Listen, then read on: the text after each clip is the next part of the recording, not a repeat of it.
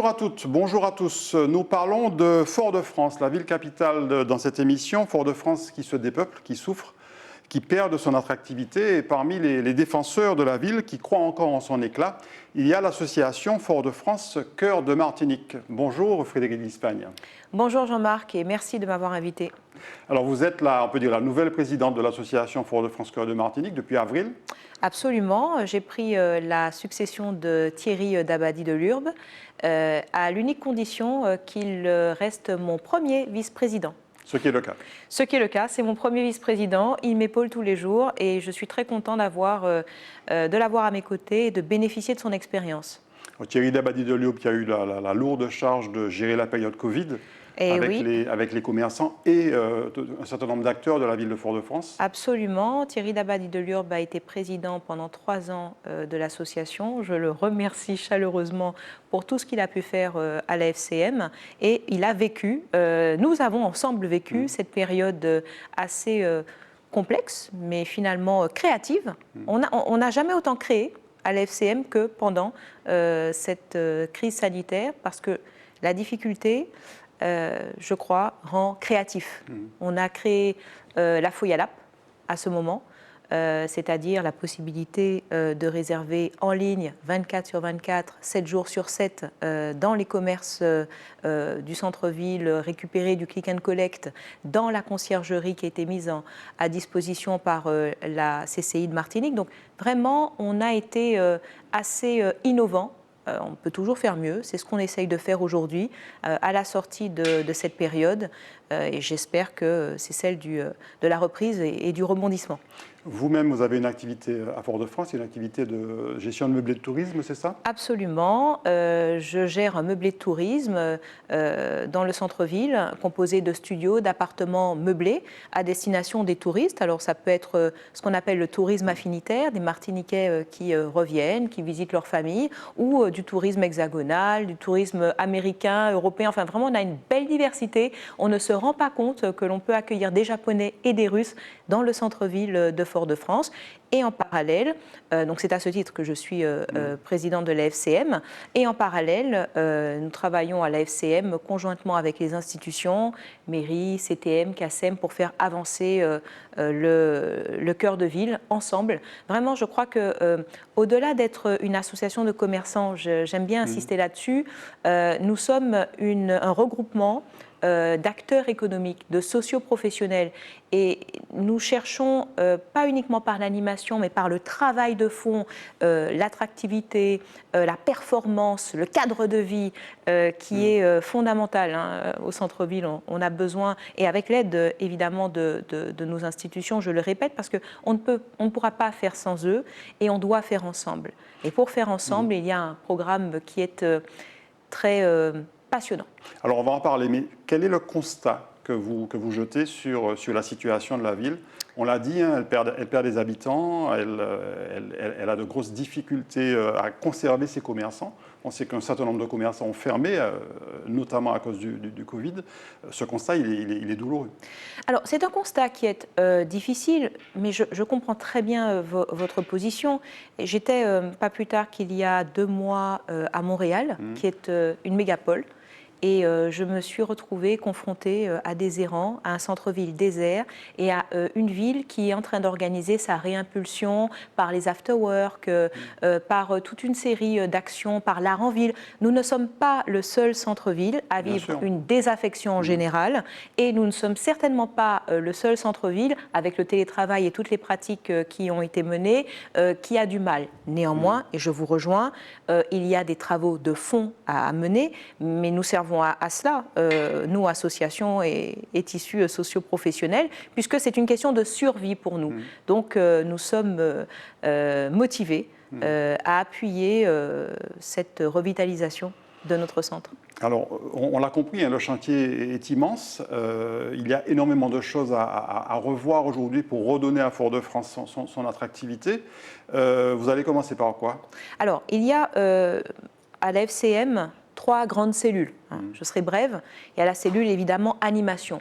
Plus que la cellule animation, j'ai envie de vous dire que c'est la cellule de la communication de l'animation. Parce que finalement, nous, ce qu'on voudrait, c'est communiquer autour des animations de l'ensemble des commerçants. Parce que quand vous animez une rue, vous n'avez pas animé l'autre, je crois que voilà, chaque commerçant est responsable de son animation et nous voulons être aux côtés de l'association. Alors je ne vais pas toutes les citer, mais Périnon, Plaza Lumina, Marchand de Foyal. On veut être une sorte de fil rouge, de fil directeur de ces animations de tous les acteurs du centre-ville. C'est la cellule animation, la cellule communication, si je puis dire. D'accord, autour des grands temps forts, des grands moments, pas forcément classiques, également à créer du centre-ville. Il y a également la cellule attractivité, cadre de vie, c'est tout ce qui relève de l'hygiène, de la salubrité, de la sécurité. Et là, nous sommes vraiment au corps à corps, et positivement évidemment, avec la mairie de Fort-de-France et avec l'ACASEM. Oui. Nous sommes également dans une optique de formation, d'hygiène, de salubrité, de tri, parce qu'il y a quand même des sujets de dératisation, etc. Mais nous responsabilisons nos commerçants par des formations. Voilà, nous sommes très présents là-dessus parce que je crois que c'est important de pouvoir travailler sur les questions de fond. Et pas que de l'animation, il y a la question de l'attractivité et du cadre de vie. Et c'est très cher à mon cœur parce qu'il en va du tourisme. Et pour moi, le premier touriste, c'est le Martiniquais, c'est la Martiniquaise, d'accord, dans son centre-ville. Et enfin, la performance. Charité bien ordonnée commence par soi-même. Nous, les commerçants, j'en suis une, nous avons une tendance à toujours voir un petit peu le verre à moitié vide du côté des autres et pas nécessairement voir ce que nous pouvons faire. Et la cellule performance, c'est par exemple, très concrètement, avec le CMT, travailler sur une charte qualité de croisière qui s'appelle Cruise Friendly, que nous allons redémarrer, à la rentrée. La croisière redémarre. Et le CMT nous a déployé une série de critères pour pouvoir nous auto-évaluer en tant que commerçants et faire partie de cette charte pour l'attribuer aux commerçants qui travaillent. Ouverture des commerces, accueil, évidemment le parler anglais. Donc voilà, ça c'est vraiment le côté performance et je le répète, oui, c'est bien de pouvoir faire une forme d'influence, de mener une forme d'influence sur les institutions, mais il est important également de être exemplaire et pouvoir être performant. Être performant, ce n'est pas nécessairement être excellent tout de suite, c'est progresser au fur et à mesure dans l'objectif de nous améliorer. À une époque, descendre ou monter pour certains en ville à Foyal, c'était incontournable pour beaucoup de Martiniquais.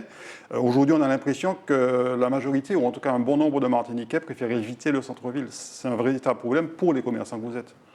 Oui, alors on a... encore une fois, Jean-Marc, et sans vous contredire, je ne sais pas quelles sont vos statistiques. Je ne sais pas quelles sont les miennes non plus. On va parler du sujet cher à mon cœur, qui est celui de l'observatoire. Parce qu'il est vrai que ce que vous dites, ça peut parfaitement être émotionnel. Vous avez pu l'entendre. Ça peut être juste un ressenti. Un ressenti. Je suis résidente du centre-ville. Je le vis, on va dire, jour et nuit.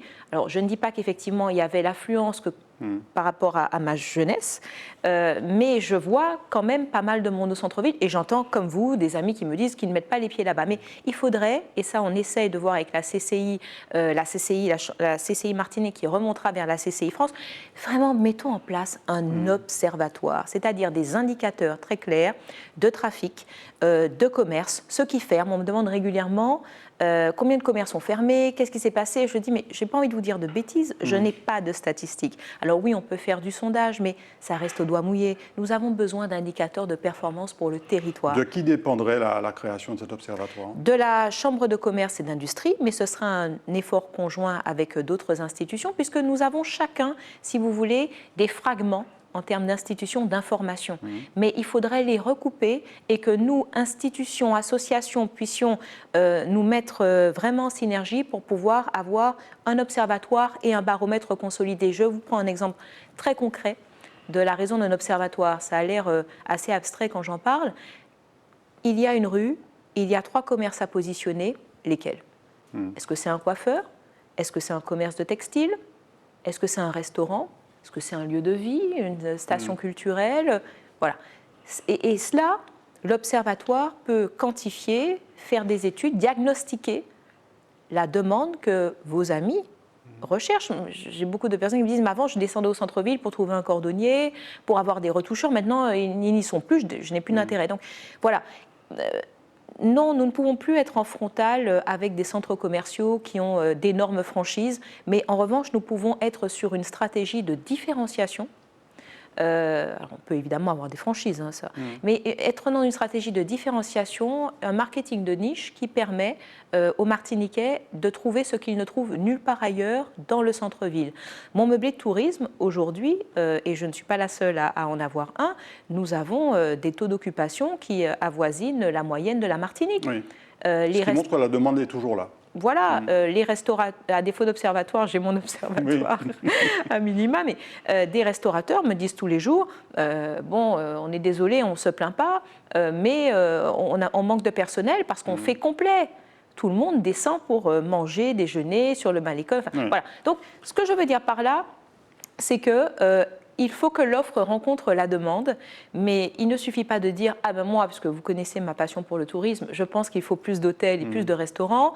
Il faudrait vraiment un diagnostic global, impartial, qui permette de pouvoir le faire. Vous avez rencontré récemment le président des CCI de France. Vous lui en Absolument. avez parlé. Hier, M. Di Crescenzo. Ça a été ma première question et nous avons pu échanger à ce propos avec le président Philippe Joc. Et sa réponse a été très claire. C'est que c'est nécessaire. Il n'y a pas de résultats, de plan d'action ou de stratégie sans une auto-évaluation et sans une photographie.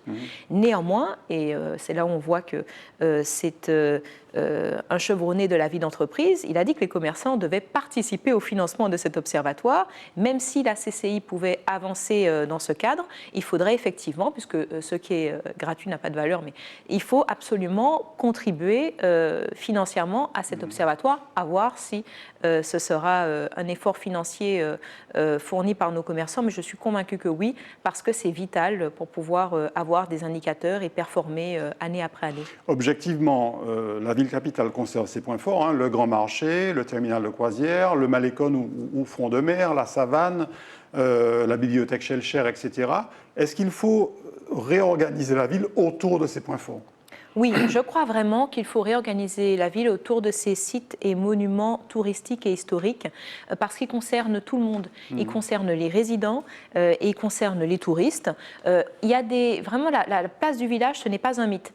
Il y a des lieux incontournables. Et je crois que ce sont des lieux, avant d'être des lieux de commerce, qui sont des lieux de vie. Je prends un exemple concret que la FCM a mis en place. Ce sont, dans le cadre du programme Martinique Pibel et des institutions, les 35 jardinières sur la rue Ernest de Proge. Bon, c'est un premier pas, mais ces 35 jardinières permettent d'embellir, de flâner, de pouvoir vivre le centre-ville. N'est-ce pas ? Et nous sommes en train de travailler à la mise en place d'InstaPoint pour pouvoir avoir cette même image. C'est comme ça qu'on redéfinit l'image de marque. Et d'ailleurs, notre image de marque, nous en avons une à la FCM, c'est Foyal Village. Ben justement, un mot sur cette marque, Foyal Village, qui a été lancée il y a environ 2 ans. Oui, comment est-ce que ça en même temps que l'application Foyal App. Donc je vous invite à télécharger la Foyal App, hein. C'est mon fameux credo, mais vraiment quand on voit la Foyal App, c'est un annuaire, une vitrine plutôt des adhérents comme des non-adhérents, parce que pour nous, la Foyal Village n'est pas que la FCM. Foyal Village, c'est la destination Fort-de-France. On pense vraiment Fort-de-France comme une destination. Vous n'allez pas à Fort-de-France uniquement pour le cordonnier ou uniquement pour le restaurateur. Vous allez pour y passer votre matinée, y passer votre après-midi, c'est un choix de destination. Et donc, cette application, cette marque Foyal Village, c'est le fait de dire Fort-de-France, ce n'est pas un commerce, ce ne sont pas quelques commerces qui font leur autopromotion.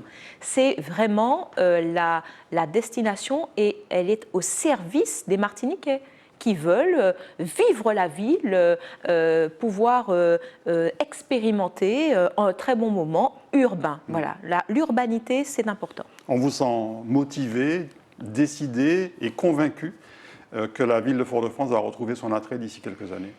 Oui, je suis profondément foyalaise, donc je ne me vois pas vivre ailleurs que dans le centre-ville. Je vis dans le centre-ville, je travaille dans le centre-ville, j'adore. Bon, certains week-ends je m'évade, mais comme d'autres s'évaderaient de la campagne vers le centre-ville. Et je les y encourage.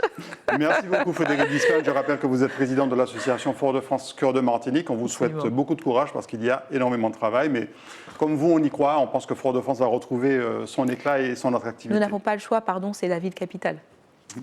Merci beaucoup à vous de nous avoir suivis. Très bonne soirée ou journée sur Zitata TV.